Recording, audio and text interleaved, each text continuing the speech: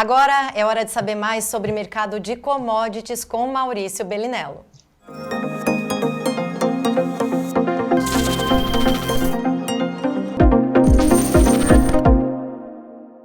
Professor Maurício, boa tarde. Fala, João, boa tarde a todos. Pois é, nós temos hoje configurado, o mercado climático na mão dos produtores. Aí o Vlamir acabou de dizer, olha, tá bem procurado a soja, os prêmios estão lá em cima, mas nada garante, porque os prêmios já começam a cair lá na frente, com a entrada da safra americana, na hora que chegarem as primeiras colhedoras lá, e o plantio aqui, os preços tenderão a se acomodar. Obviamente que a conclusão é para se fazer um hedge, travar o que está bom. Tá certo o que eu estou dizendo, professor? Tá, João. A gente falou aqui faz o quê? 2 semanas já? Que o prêmio estava muito perto de chegar perto de um patamar favorável. Ele está num patamar favorável agora. É importante deixar claro que eu acho só curioso que muita gente é muito ansiosa, Tipo, há um mês atrás, João, mais ou menos um mês, Tava todo mundo gritando fogo, que agora já era. Agora a soja vai valer menos que banana, Que ninguém vai ganhar dinheiro com nada, que a hecatombe já estava instalada. E agora é curioso ver o silêncio. Eu acho muito curioso, de verdade. Porque para aqueles caras que falaram que agora já ferrou com tudo, o contrato julho, nesse momento, 10,77, Ou seja, o contrato está vindo forte à frente. Já tinha comentado isso aqui, que assim, a perspectiva até um mês atrás era que tudo ia bem. Então o mercado precifica que tudo vai bem. Só que quando tudo vai bem, você está num dos extremos. E quando tudo vai bem, o extremo é a produção máxima total. E a partir desse cenário de que vai tudo bem, frente à perspectiva de que eventualmente nem tudo vá bem, pressiona o preço para cima. Então, olha que legal, nesse momento eu estou vendo muita gente que infelizmente vai ter que colocar o pé dentro da boca, porque infelizmente agora como é que você vai justificar para aquele monte de gente que se alarmou dos 9, dos 8 dólares, que a gente está com o contrato julho perto de 11 já? Ou seja, é importante deixar claro para o agricultor que a ansiedade não cabe nesse negócio, João, não cabe, O dólar nesse momento, inclusive, só por curiosidade, segue super bom, No contrato spot aqui mais ou menos 5,64, perto de 5,65.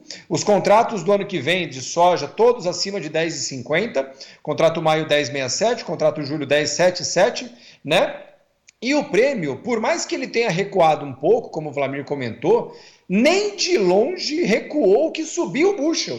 Então, a gente está nesse momento no oposto do que aconteceu entre abril e maio, que a gente viu o bushel caindo forte com o prêmio não subindo tanto, e agora a gente vê o bushel subindo bem forte e o prêmio basicamente acomodando, mas sem grandes quedas. Eu pessoalmente acho, dissemos na semana retrasada, semana passada, Vlamir também falou, temos uma janela potencial de prêmios favoráveis 25, inclusive para disponível 24. Porém, tudo que sobe desce. Então, assim, é o momento da gente pegar, professor? Eu acredito, João. Média salva qualquer um, João?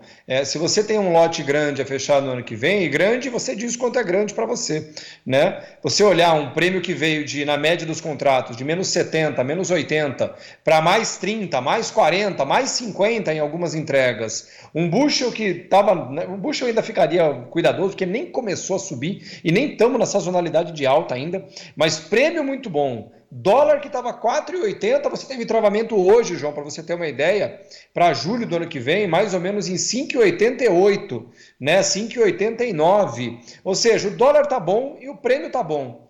Não fique só olhando, tome uma decisão. Mas, de novo, assuma a responsabilidade. Ninguém é responsável pela sua sorte, só você. Tá, e o que é importante a gente frisar, como a gente faz todos os dias, é lembrar que nós temos uma ferramenta financeira. Nós não, A humanidade, a sociedade, os produtores têm uma ferramenta financeira nas mãos que é essas opções. Isso. É um diferencial tão grande, os produtores parece que não querem ouvir. As opções, você paga um seguro, igual você faz o seguro do seu carro. Paga um seguro e daquele preço não abaixa mais. O que pode acontecer? O mercado físico subir. Portanto, você está travado no papel. Vamos lá, 10,77, isso é Chicago, 10,77. Travou no papel, 10,77. Não baixa mais, ali está travado. E você deixa a soja livre, o milho livre, o trigo livre, enfim, o açúcar, tudo livre. Desde que você tenha travado em opções. Paga um prêmio, por isso que a briga é pelo prêmio. Paga um prêmio para assegurar esse preço E aí, daí para frente, cara, é só olhar os preços subirem no físico e o físico estar livre, não comprometido. Esse é o pulo do gato, essa é a nossa pregação.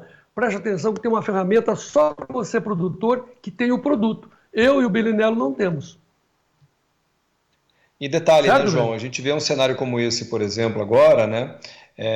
Veja que agora é mais ou menos o oposto do que aconteceu no final do ano passado, quando a soja estava 14 dólares. E o mesmo cenário que está falando da soja vale para o boi, por exemplo, vale para o milho, né? O contrato BGI, por exemplo, que é o contrato de boi gordo. Estamos indo para o finalmente desse contrato, R$ 255, João. R$ 255. Lembrando que no final de julho ele estava 237. São R$ 18 a menos. Quer um dado interessante, João? Lá, quando estava mais ou menos no final de agosto, 238, o Basis, que é o prêmio, por exemplo, do boi gordo, na maioria das praças, estava mais ou menos R$ 20 acima do que está agora. Então, se o cara vende boi ali, ele pega um basis alto, vai lá no mercado, faz uma trava de alta com opções de boi, por exemplo, a referência subiu 17. Hoje o basis do boi está perto de estar negativo e um mês atrás estava R$ 22 positivo. A soja, mesma situação, prêmio subiu para caramba, o bucho está na lona. Você olhar isso acontecendo, você pode continuar olhando, pode rezar por dias melhores. Né? Eu sei que muita gente está reclamando que está muito difícil plantar soja. Pessoalmente acho que não vai ficar mais fácil daqui para frente, não ao ponto de você nem precisar se preocupar com comercialização, mas do meu ponto de vista, o mercado agro brasileiro está dando sinais bem claros para o agricultor que das duas uma, João, ou ele vai aprender a usar essas ferramentas de forma profissional e principalmente assumindo uma responsabilidade que nunca deixou de ser dele, que é pela comercialização, ou vamos mesmo ficar com um monte de gente sempre reclamando, né, buscando dias melhores e ainda que eles cheguem, não vão saber reconhecer que eles estão ali, ó, na frente deles. Não, e pior que está entregando a produção para as pessoas que sabem, os seus compradores, por exemplo. Aí você trabalha, vai no risco, põe o risco da sua família e tal. Aí a hora que você colhe, você entrega o resultado da sua colheita para o cara que sabe fazer travas. Isso. Cara, por que não aprende? Qual é o problema? É tão simples, cara. É tão simples. Agora aqui eu vou pedir para o Gleidson abrir as cotações em tempo real de Chicago e Nova York. O café está em leve queda agora, né? Tá, 0,39. Agora, soja 10,23, subindo 2,31%, milho 4,09, trigo subindo, olha, os grãos estão subindo forte em Chicago. O café está recuando, o açúcar em recuperação, o algodão 1,56 de alta 71,08, petróleo caindo 4%, Maurício, 70 dólares. Esse é um número que a gente não via há muito tempo, o petróleo. Realmente, João, contrato 72, na verdade, que eu estou monitorando agora aqui, 7193, é um preço, essa faixa de preço de 70, 72 aí, é uma faixa muito antiga no petróleo, João, ela vem lá de 2021, aí você tira o Covid, ela vem lá de 2018, tá? Então essa é uma faixa de bastante conforto para o petróleo e que detalhe, né, é uma faixa de preços onde boa parte dos insumos dos agricultores cai de preço. Né? Por exemplo, os fosfatados são ligados ao petróleo, caem de preço.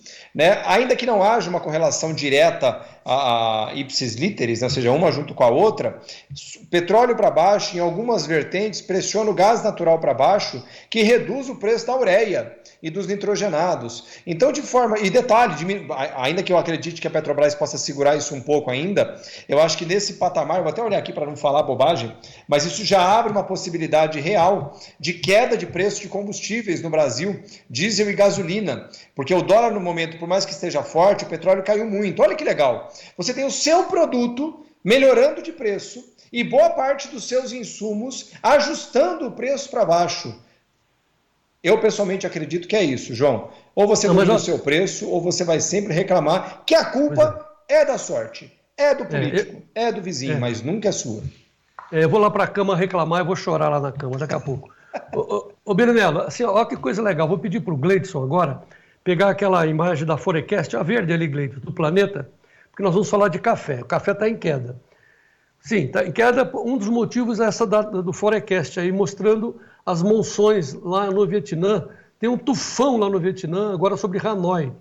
Então, aquela região do café que tinha torrado o café lá do Vietnã. Olha agora, olha como é que está a situação do Vietnã. O que nós estamos querendo dizer com isso? Tudo que sobe desce, tudo que desce sobe. Então, assim, você tem que pegar na média, deu margem, põe para o bolso e deixa o resto, né, deixa o bicho torar. De outro lado, nós temos uma notícia da Xinhua, que é a agência chinesa de notícias, dizendo que a Luckin Café, que é a grande importadora de café da China, vai aumentar suas importações no Brasil deste ano para o ano que vem em 400%. Não é 4%, não são 40%, são 400%. Então eles estão comprando o que nós temos de estoque. Muitos outros compradores, Belinello, vão ficar sem café, porque café... Desculpe, não é fácil, né, Belinello? Não é, Enfim, João. E só por esse detalhe das monções ali, né? Que lembrando que as chuvas de monções, elas atingem todo aquele leste da Ásia, Índia, Vietnã, um pedaço do Paquistão, e são sazonais, ou seja, se espera por elas, é a época delas, inclusive. É uma época de grandes enchentes em muitas áreas daquela região, chuvas de verdade muito fortes. Só que o problema é que, por mais que elas venham agora, João, elas não aliviam o problema do café, tá? Porque, lembrando, é normal, todo ano acontece. O problema da grande seca do Vietnã, e é isso que a gente vai distinguir nos próximos 40 dias, é o dano de fato nos cafezais, né, por causa dessa seca. Porque lembrando, se o pé machucou demais, estressou demais, pode até chover agora, o dano já está feito, né?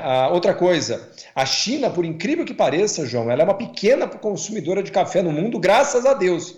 Porque se o chinês bebesse café do jeito que toma chá, a gente tinha que ter 2 Brasil produzindo café, porque não tinha... Ou então pagar R$50 do quilo do Melita, né? Ou do café pilão, porque os bichos não consomem. Só que tem um detalhe, né? Eles não consomem por 2 motivos. Primeiro, nível de renda. A China ainda não tem um nível de renda tão alto, mas está subindo, e bastante. Quando o nível de renda sobe, commodities softs, café, açúcar, suco de laranja, cacau, aumentam seus níveis de consumo. E segundo, eles estão, em muitos aspectos, ocidentalizando parte dos seus costumes. E beber café é um costume naturalmente ocidental, europeu e americano, ainda que outros países também consumam. Então, eu pessoalmente acredito que esse dado da Luckin Café, por exemplo, que é uma das importadoras chinesas, não é exatamente uma novidade, mas principalmente se isso se transformar numa tendência efetiva e confirmada ao longo do tempo, eu acredito que das duas uma, ou a África vai começar a produzir café, ou os preços do café estarão estruturalmente pressionados para cima. De acordo com as informações da Xinhua, a Luckin Café planeja comprar um total de 120 mil toneladas de cafés neste ano e no próximo. 120 mil toneladas? Só eles? Só uma importadora, né? Porque não é a única, né, na China. Ô, Belinello, eu vou comprar um pouco de café hoje, vou estocar. Eu vou plantar aqui no quintal de casa também, João. Mas eu até comentei isso outro dia com você, outros dias, né? Que a situação do café para frente, João, lembrando que isso é um dado, por mais que seja legal como notícia, óbvio que a China não vai amanhã comprar esse café, são programações longas, até para não pressionar tanto o preço, a técnica do comprador tem que ser essa, mas é aquilo que a gente falou, esse ano a safra brasileira veio abaixo do esperado, ainda que tivesse vindo boa. A safra vietnamita de robusta vem aí, vem horrível, né? No ano que vem, se essa seca no Brasil persistir, a gente tem problema de florada agora, e a safra do ano que vem, que é bienalidade negativa, vai vir menor. Eu sei lá, viu, João? Eu estou achando cada dia mais difícil enxergar, sem mudanças efetivas na oferta, né, ou seja, aumento de oferta. A gente vê aquelas... Eu até brinquei outro dia com um aluno meu lá, né? Aqueles áureos tempos onde a gente viu o café trabalhando perto de $1 a libra-peso. Olha, a última informação. De acordo com o relatório do AC Café, Conselho dos Exportadores de Café do Brasil, de 23 a 24, ou seja, do ano passado para esse ano, as exportações de café do Brasil aumentaram para a China, aumentaram 186% em relação a 22, 23. Quer dizer, 22, 23 já pularam praticamente 200% para este ano. E agora eles falam em comprar 400%, cara. Não vai ter estoque. Levaram os estoques de café. Que já não existia, né? Porque o Brasil não tinha café no ano passado.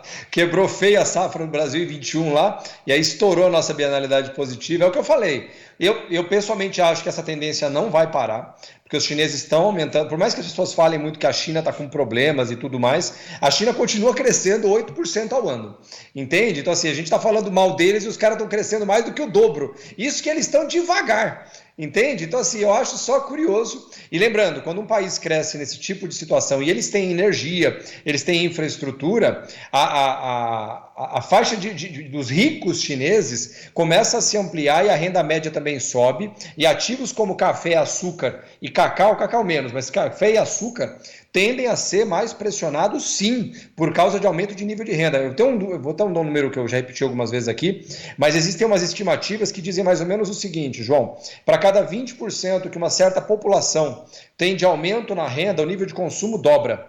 Ou seja, não é proporcional. A renda cresce um pouco, o nível de consumo cresce muito.